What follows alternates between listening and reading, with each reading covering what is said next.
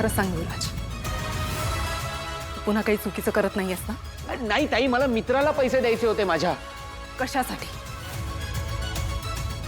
कारण मी घेतले होते त्याच्याकडनं पैसे, मला तर परत करायचे होते त्याचे पैसे, मी म्हणून पैसे घेतले. एवढे पैसे का घेतले होतेस तू? कारण माणसाच्या काही बेसिक गरजा असतात ना, माणसाला पैसे लागत नाहीत का खर्चासाठी? एमएनएन जॉईन होण्याच्या आधी काय सोर्स ऑफ इन्कम होता माझा? कुठून आणणार होतो मी पैसे? यांच्याकडे पैसे मागायचो तेव्हा हे कौशिकीताईकडे पाठवायचे, हिच्याकडे मागायचो ही नाही द्यायची. बरं दिले तरी प्रत्येक रुपयाचा हिशोब मागायची माझ्याकडे. मग मी हिशोब मागत होते याचं कारण तुला चांगलंच माहितीये. प्लीज मला सगळ्यांसमोर बोलायला लावू नकोस. अगं पण ताई, मी सुधारलोय ना आता.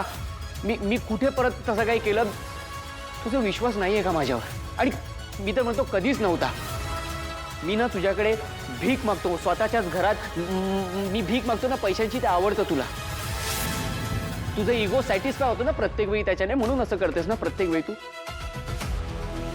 सांग ना, मी कुठून आणणार होतो पैसे?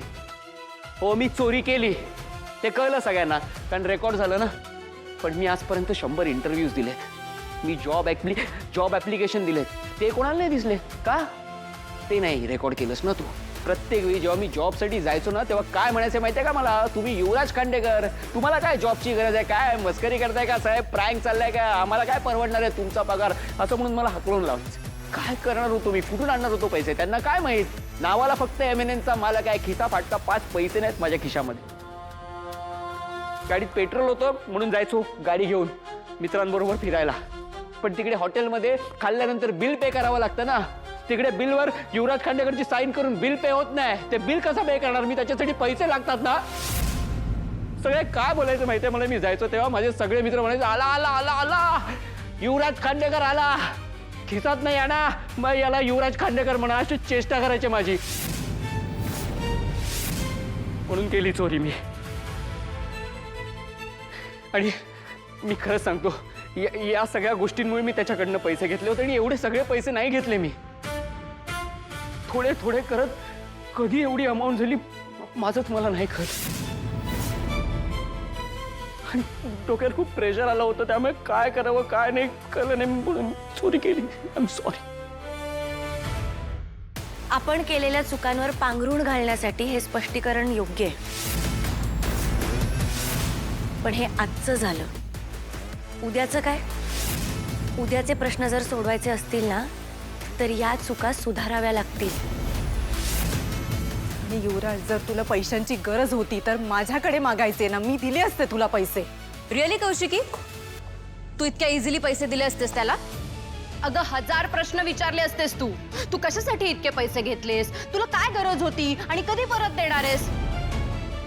युवी, ऍक्च्युली तू करेक्ट केलंस. न सांगता हे पैसे घेतलेस ना, ते तू करेक्ट केलंस. ईशा, तू काय बोलतेस? तुला कळतंय का? जे खरं आहे ना तेच बोलतेय मी. ईशा, तू गप्प बस ना, तू मध्ये नको बोलूस. Mamma 1 minute. आज जर हा टॉपिक निघालाय ना तर मला बोलू दे. आणि कौशिकीला सुद्धा कळू दे ना की आम्हा सगळ्यांना तिच्या बिहेवियरचा किती त्रास होतोय ते. कौशिकी मला सांग, आम्ही सगळे तुझे कोण आहोत ग? कोण आहोत? तुम्ही भावंड आहात माझी, माझं कुटुंब आहात. आहोत ना? आम्ही तुझं कुटुंब आहोत ना. मग या घरात येणाऱ्या पैशांवर आमचाही तितकाच अधिकार आहे ना? मग का आम्हाला प्रत्येक वेळी तुझ्याकडे भीक मागावी लागते ग? या युवीला त्याच्या बायकोला साधं गिफ्ट घ्यायचं असेल ना, तर ते तो स्वतः नाही घेऊ शकत. कौशिकी त्याला घेऊन देणार.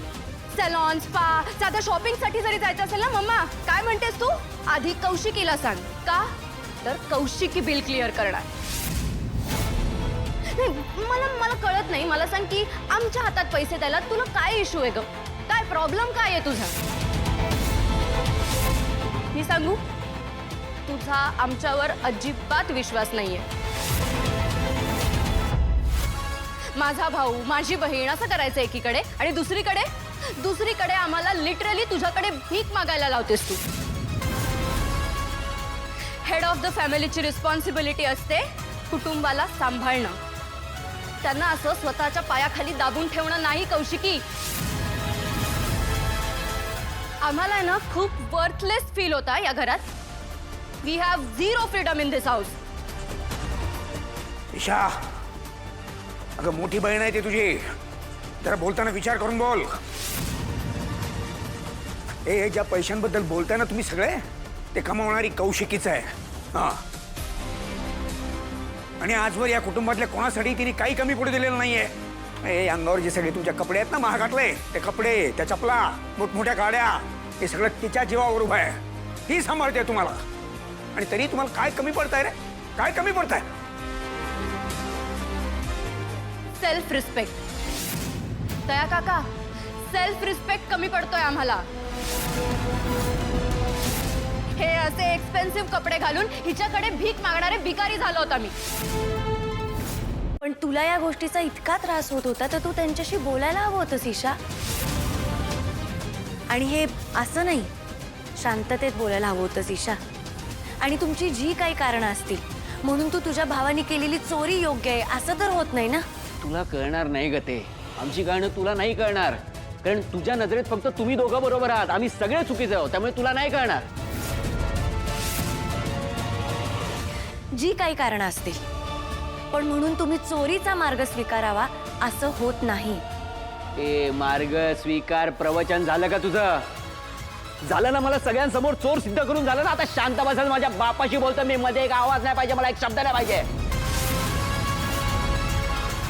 युवराज, तिच्यावर आवाज चढवायचा नाही. तुम्ही तिला डोक्यावर चढवता ते चालतं, आणि माझ्या मुलाने आवाज चढवायचा नाही. एवढंच आहे ना? मग तिला तिची पायरी ओळखून वागायला सांगा ना. प्रत्येक वेळी माझ्या मुलाला एकटं पाडायचं, त्याला कधीतरी चोर गुन्हेगार सिद्ध करायचं. तिथे ऑफिसमध्ये राबून आल्यानंतर ह्या तारिणीचे हुकूम पाळायचे त्याने. पण मी जे काही करते ते या घरची मोठी सून म्हणून नाही करत आहे. मी या घरची सदस्य आहे म्हणून मी माझं कर्तव्य करते. हे सगळं आपलं कुटुंब आहे ना. आपल्या कुटुंबावर जर संकट आलं तर आपण सगळ्यांनी मिळून त्याला सामोरं जायला पाहिजे. तसंच आपल्या कुटुंबातला एखादा सदस्य चुकला तर सगळ्यांनी मिळून त्याला समजवायला पाहिजे. काकू, तुम्ही मला सांगा, स्वतःच्या घरात चोरी केली आहे यांनी, मग एक आई म्हणून तुम्हाला या सगळ्या गोष्टी बरोबर वाटतात? काकू, हे सगळं जर वेळेत घडलं नसतं, मी वेळेत माझ्या खोलीत गेले नसते, तर युवराज भाऊजींनी ते पैसे चोरले असते. कौशिकीताईंनी ते पैसे माझ्यावर विश्वास ठेवून माझ्याकडे ठेवायला दिलेत. ते पैसे जर गायब झाले असते तर ते पैसे कुठे गेले या प्रश्नाची उत्तरं तुम्ही सगळ्यांनी मला विचारली असती. आणि तेव्हा तुम्ही माझी बाजू घेतली असती का अशी? मला माहितीये तुम्ही माझी बाजू नसती घेतली. काकू प्लीज, एक आई म्हणून आणि एक माणूस म्हणून ह्या अशा चुका पोटात घालू नका. कारण या चुकांचे जे काही परिणाम होतील ना, त्याचा सगळ्यात जास्त त्रास तुम्हाला होणार. ए तारिणी, आवाज खाली. आणि इथून पुढे माझ्याशी या आवाजात बोलायचं नाही.